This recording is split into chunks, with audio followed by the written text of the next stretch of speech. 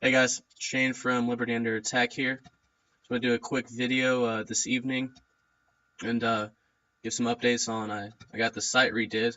Looks a lot better. Not all the information is there yet. I'm gonna have a Active 1871 tab with all the information laid out there. I'm gonna have the New World Order one updated and probably a couple more tabs with all the information down. I haven't really thought about it too much, but it's definitely a lot better. So go check it out.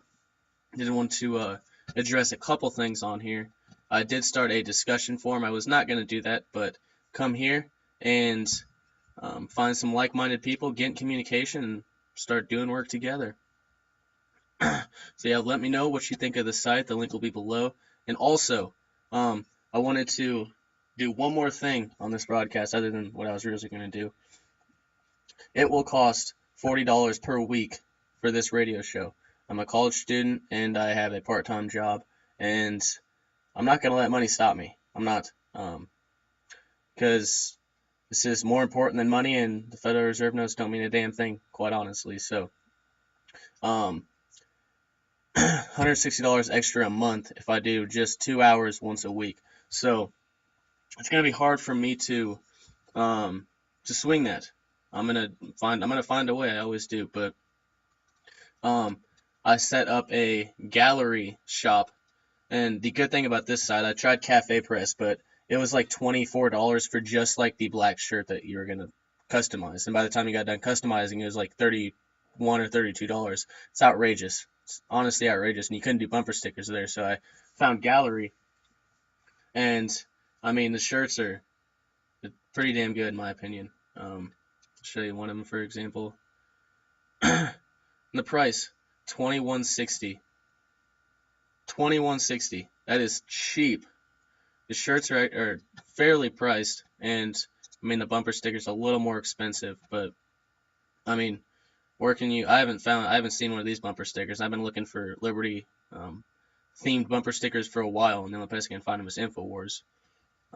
So got another resource now. It's a little more expensive because we can't buy in bulk, but so yeah, if you want to support what I'm doing, then I would really appreciate it. You get a badass shirt in addition to it. So, badass shirt or bumper sticker, I'd really appreciate it. And I mean, it's not going to pay for it all, but it's definitely going to help me out in the long run. So, and on top of that, if you want a custom design done, let me know because I designed all these shirts and it takes about 5 minutes to do. So, just let me know if you have something specific in mind, and I will get it up there.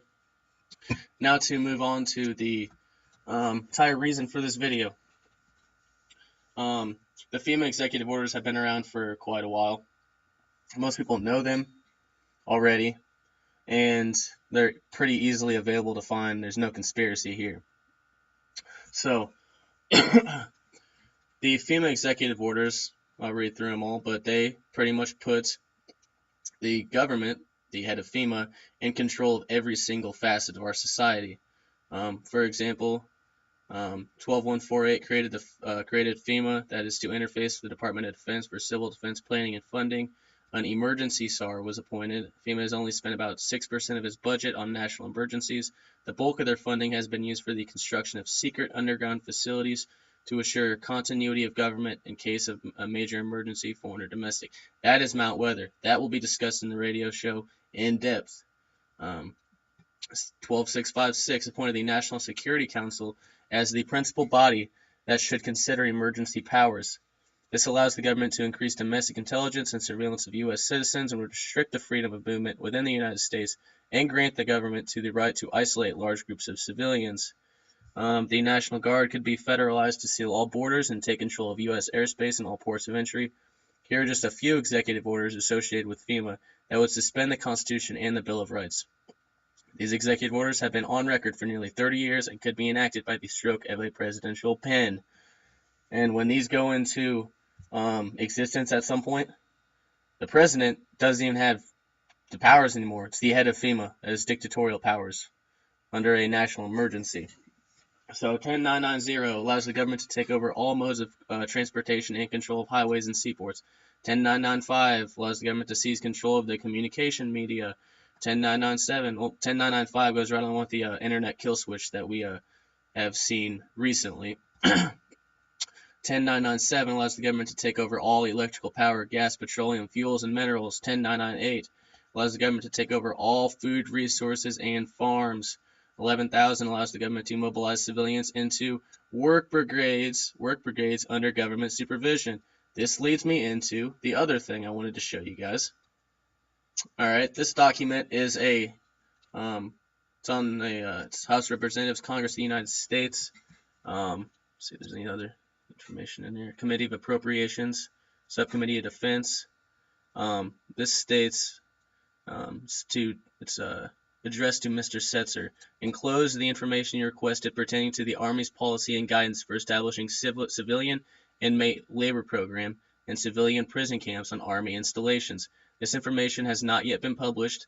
It is currently at the printers. However, it has been funded, staffed, and does reflect current Army policy. I hope you find this information useful. This other gem that is on the U.S. Army website for careers and jobs. Internment Resettlement Specialist. Job duties: supervision of confinement and detention operations, external security to facilities, counseling, guidance to individual prisoners within a rehabilitative program, records of prisoners, internees, and their programs. Requirements: those who want to serve must first take the Armed Services Vocational Aptitude Battery, a series of tests that helps you better understand your strengths and identify which Army jobs are best for you. I mean, it's literally right there. It's right there. So, Internment Resettlement Specialist 31E. Let's get back to the FEMA Executive Orders. On top of that government document, those are just two sources of evidence for the existence of FEMA camps. I will get more into that in the radio show. But for now, I just wanted to introduce this on my YouTube. So we went over we went over 11,000. 11,001 allows the government to take over all health, education, and welfare functions. 11,002 designates the Postmaster General to operate a national registration of all persons. 11,003 allows the government to take over all airports and aircraft, including commercial aircraft. 11,004 Housing and Finance Authority to relocate communities, build new housing with public funds, designate areas to be abandoned, and establish new locations for populations. Allows the government to take over railroads, inland waterways, public storage facilities, specifies the responsibility of the Office of Emergency Planning, and gives authorization to put all executive orders into effect in times of increased international tensions and economic or financial crisis.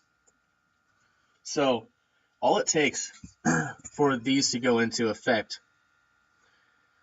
is increased international tensions, which we are pretty much under all the time because of our involvement in the Middle East, and economic or financial crisis.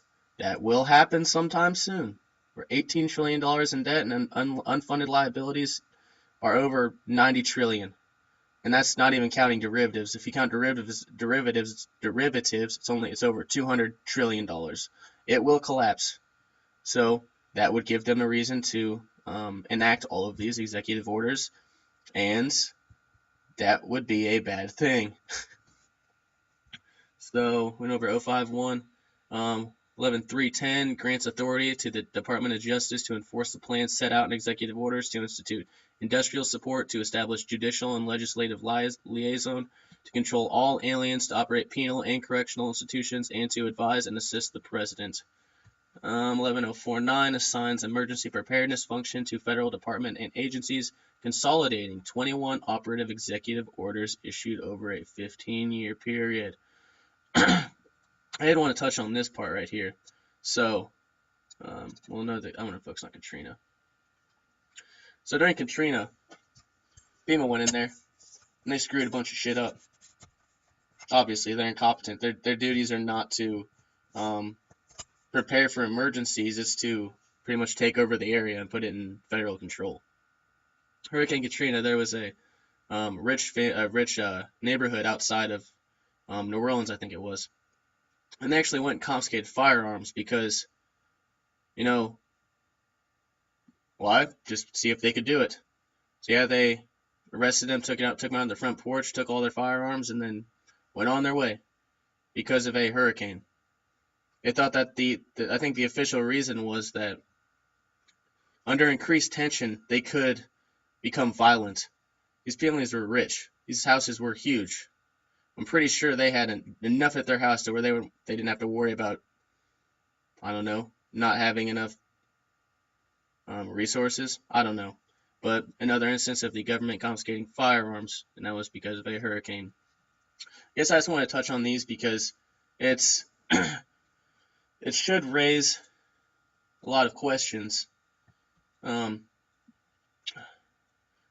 main question is, do you trust your government? Do you trust them to take over every single facet of society? Do you trust them to put you in a work brigade? Do you trust them to put you in a work brigade, FEMA camp, under government supervision? I sure as hell don't. Really, every facet of society, and the reasoning when these executive orders can go into effect. That's such a broad definition. Increased international tensions and economic or financial crisis. You can do it whenever they want to. They're just waiting for the time. My goal is to wake up enough people so they actually understand that FEMA camps are real, and that if they don't wake up and fight, then the majority of the population will be in FEMA camps. So, I mean, that's all I have right now. I'll show that first document again real quick. This is March 24th, 97, enclosed is the information you requested pertaining to the Army's policy and guidance for establishing civilian inmate labor program in civilian prison camps on Army installations. This information has not yet been published, is currently at the printers. However, it has been funded, staffed, and does reflect current Army policy. I'll bring up this again. This is current Army policy. So guys, that's all I have. Go check out the website, libertyunderattack.com. You can find the links to the other pages there. Let me know what you think. Start talking on that discussion forum. And if you like what you see here, all funds raised will go towards the radio show. And if you want to wait until you hear the first show, that's fine. I understand that completely. But I know some people that thought it would be a good idea, like they wanted me to open this up, so I went ahead and did it. So yeah, if you pick up one of those, that'd be highly appreciated. libertyunderattack.com. And that is all I have for today.